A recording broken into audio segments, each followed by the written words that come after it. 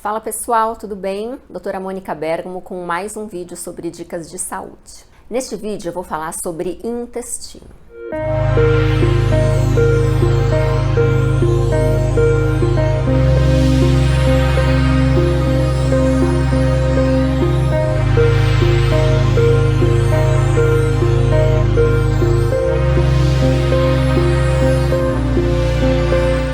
Então hoje todo mundo já sabe a importância do intestino para a nossa saúde, né?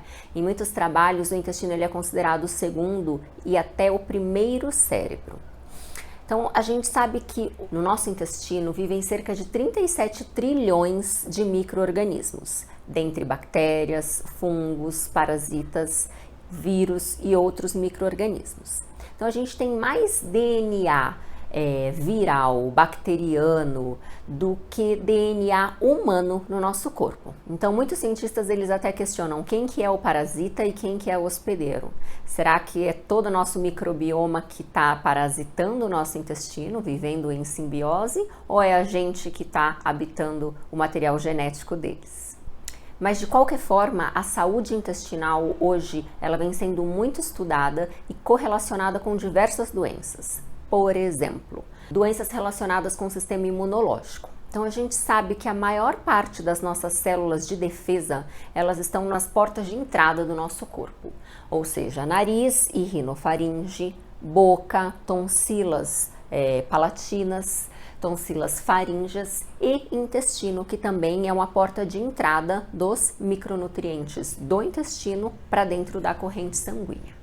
Doenças do intestino estão relacionadas com doenças relacionadas à imunidade. Por exemplo, doenças autoimunes como Hashimoto, artrite reumatoide, psoríase, alguns tipos de dermatite e até alguns tipos de câncer estão sendo estudadas a correlação entre intestino, bioma intestinal, bactérias que lá habitam e alguns tipos de leucemia. Outro papel importantíssimo e conhecido do intestino é a regulação do humor. Então, os dois principais neurotransmissores que estabilizam e que nos deixam bem são serotonina e dopamina. 80% da serotonina e 40% da dopamina são produzidas pelas bactérias intestinais. Então, as bactérias que existem no nosso intestino, elas produzem aminoácidos, produzem proteínas que vão servir de matéria-prima para a síntese de neurotransmissor. Então, pacientes com ansiedade, com bipolaridade, com transtornos de humor, muitos trabalhos eles avaliam o bioma intestinal desses pacientes e encontram sim um grande número de bactérias nocivas e uma população de bactérias produtoras de neurotransmissores em número reduzido. Outra função importantíssima das bactérias do intestino é a absorção de nutrientes. Então a gente sabe que tudo que a gente come, tudo que é suplementado, vitaminas, minerais, eles serão absorvidos no intestino. Então tenho vários pacientes que tomam polivitamínicos, minerais, antioxidantes. Aí a gente vai dosar algum desses nutrientes no sangue e estão todos baixos. Muitos trabalhos correlacionam má saúde intestinal com dificuldade em absorver os nutrientes, tanto de suplementos quanto de alimentos. Então não adianta o paciente ter um intestino ruim e suplementar.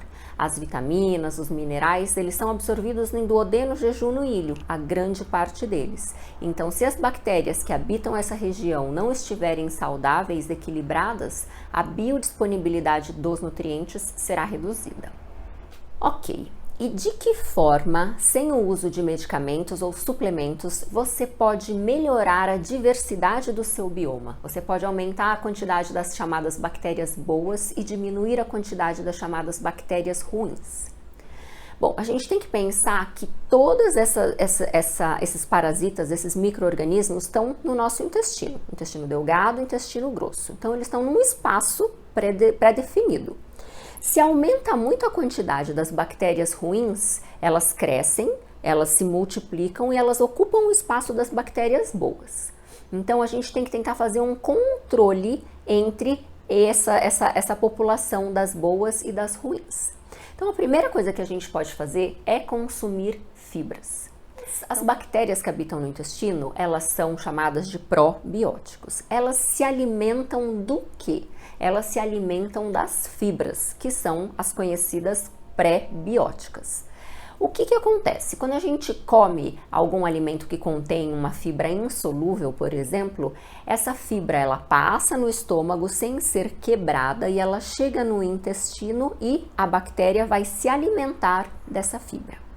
Então, frutas, verduras, legumes, tubérculos, a parte branca da melancia, da laranja, todos esses alimentos, eles são ricos em uma quantidade de solúveis e insolúveis que vão ser benéficas para os probióticos intestinais. Alimente-se com alimentos fermentados. Os alimentos fermentados, eles são bactérias ou leveduras que são utilizados para quebrar o carboidrato do alimento. Alguns exemplos de alimentos fermentados: kombucha, kefir, iogurtes, chimichurri, picles, miso, aquela frutinha japonesa bem salgada chamada umeboshi. Todos esses alimentos fermentados, eles contribuem para a saúde intestinal. Muito cuidado com o uso, com a quantidade e com a frequência. Para a gente saber se o uso, se a quantidade ou se a frequência são adequados, vai muito pela clínica. Por exemplo, tomou kefir, soltou o intestino, diminui a quantidade do kefir. Mesmo assim, um pouquinho de kefir soltou o intestino, não consome o kefir, vai para outro, por exemplo. Vai para o chucrute, um pouquinho de chucrute e sente o seu bioma. Tá? Então, para fazer isso sozinho, sem o acompanhamento de um médico e nutricionista, vai fazendo o teste de provocação e ver como o seu corpo responde a esse tipo de alimento fermentado. Beba chá. O chá, ele ajuda a controlar desbiose e ele mantém um bioma equilibrado. Então, existem centenas de estudos correlacionando o consumo de chás, como o chá oolong, como o chá verde, como o chá preto, com a saúde e a diversidade do bioma intestinal. Lembre-se sempre de consumir bons chás orgânicos, de preferência não chá de saquinho, mas o chá natural. Evite alimentar-se de hora em hora. O jejum contribui para a saúde e a longevidade das bactérias boas que habitam nosso intestino. Outra dica é evitar a utilização de produtos de limpeza, que têm função germicida, que matam 99% das bactérias. Tá? Evite o consumo desses superprodutos de limpeza, evite o uso na sua rotina. Por quê? O nosso corpo ele precisa ter contato com uma grande diversidade de bactérias, de vírus, de fungos, de parasitas.